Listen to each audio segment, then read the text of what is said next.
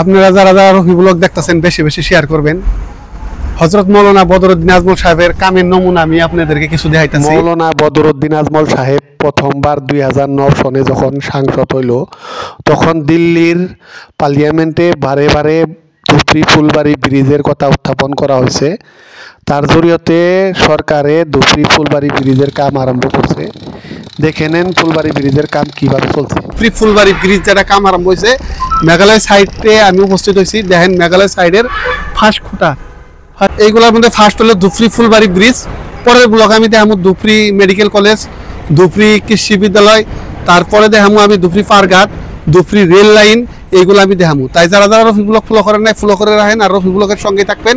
আর কিছুমান অন্ধভক্ত আছে তারা আমার রফি ব্লগে কমেন্ট করে যে বদরউদ্দিন আজমল সাহেব যে 15 বছর ধুপড়িতে এমপি আসাল 2009 থেকে নিয়ে 2024 তৈরি কি কাম করছে, তার কামের প্রথম নমুনা ধুপড়ি ফুলবাড়ি ব্রিজ। মেঘালয় সাইডে থেকে দেখেন কিভাবে কাম আরম্ভ হয়েছে, আর উপরে দেখেন কাম কিভাবে চলতেছে। খুঁটার কাম অলরেডি শেষ হয়ে গেছে। তাই অন্ধভক্তগুলোরে আমি দেখাইতেছি, দেখতে থাকেন রফি ব্লগ। 2030-এর আগে আমরা এই ব্রিজের উপর দিয়ে পার হইতে পারব। তাই যারা যারা রফি ব্লগ দেখতেছেন বেশি বেশি শেয়ার করবেন, রফি ব্লগ ফলো করে নেবেন। দেখেন এইগুলা মেশিং এর জরিয়তে ধুপড়ি ফুলবাড়ি ব্রিজের কাম চলতেছে। এইগুলা মেশিং এই জায়গায় রাখছে। আর দেখেন দেখেন কিভাবে ধুপড়ি ফুলবাড়ি ব্রিজের কাম চলছে।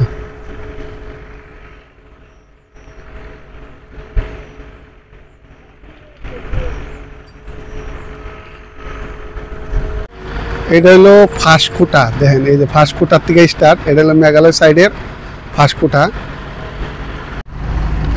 এটা কি ওয়েল্ডিং কাম চলতেছে? पूरा चाहते थे वो ये रहेगा, मतलब ये पूरा लोहा का है ना, खराब नहीं होगा कभी क्या? वो जब ये ब्रिज जब चालू होगा, हाँ তারপরে ও আরে ও ব্রিজটা চালু হওয়ার পরে ওটা হাইটা যাবো তার মানে। তো আপনাদেরকে আমি দেখাইতেছি এটা ফার্স্ট খুঁটা। এটাই ফার্স্ট খুঁটা ধুপড়ি ফুলবাড়ি ব্রিজের, এটাই ফার্স্ট খুঁটা আর কি। এটার থেকে কাম স্টার্ট। তো এটা মেঘালয় সাইড অবস্থিত। এখন আমি আছি মেঘালয় সাইডের ফার্স্ট খুঁটার মধ্যে। দেখেন উপরে ওয়েল্ডিং এর কাম অলরেডি চলতেছে। তো 2030-এর আগে কমপ্লিট হওয়ার লাগে, মানে এরকম লাগতেছে। তাই যারা যারা রফি ব্লগ দেখতেছেন রফি ব্লগ শেয়ার করবেন।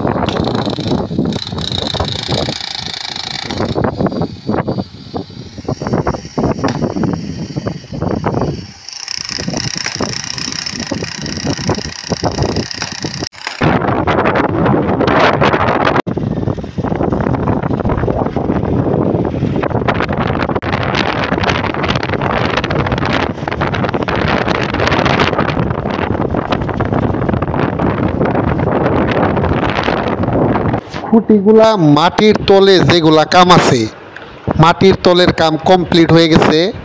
এখন দেখেন মাটির উপরের কামগুলা বাকি আছে। এইগুলা প্লেট, এই প্লেটগুলা উঠাবো। তারপরে রডের কাম বাকি আছে। এই রডের কাম করলে তাই উপরের কাম শেষ হবো।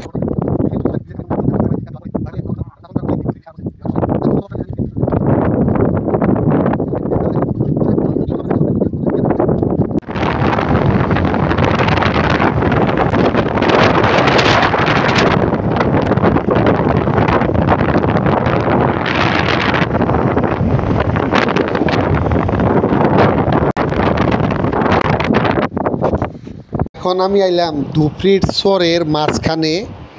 এই জায়গায় আপনি গো আমি এখন দেখামু যে মাটির তলে যেগুলা খুঁটির কাম আছে সম্পূর্ণ শেষ হয়েছে। দেখেন আমার ক্যামেরাম্যানে আপনাদেরকে জুম করে দেখাইতেছে। এই জায়গায় মাটির তলে যতটুকু কাম আসাল সম্পূর্ণ কাম শেষ করছে। এখান আছে খালি মাটির উপরের কামগুলা, রডের কামগুলা, খুঁটির কামগুলা আর ওয়েল্ডিংয়ের কামগুলা। এইগুলা কাম করতে বেশি টাইম লাগবো না, সম্ভবত 5-6 বছরের ভিতরে কমপ্লিট হয়ে যাব। 2030 সনের ভিতরে আমরা ধুপড়ি ফুলবাড়ি ব্রিজের উপর দিয়ে গাড়ি নিয়ে যাইতে পারব। তাই ধুপড়ি ফুলবাড়ি ব্রিজের কাম কত দূর হইল তাই আপনারা রফি ব্লকের জরিয়তে দেখলেন।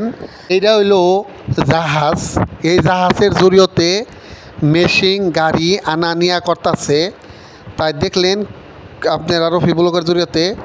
আজকের ব্লগটা আমি এই পর্যন্ত শেষ করবো। আপনারা ভালো থাকেন, সুস্থ থাকেন আর রফি ব্লকের লগেই থাকেন।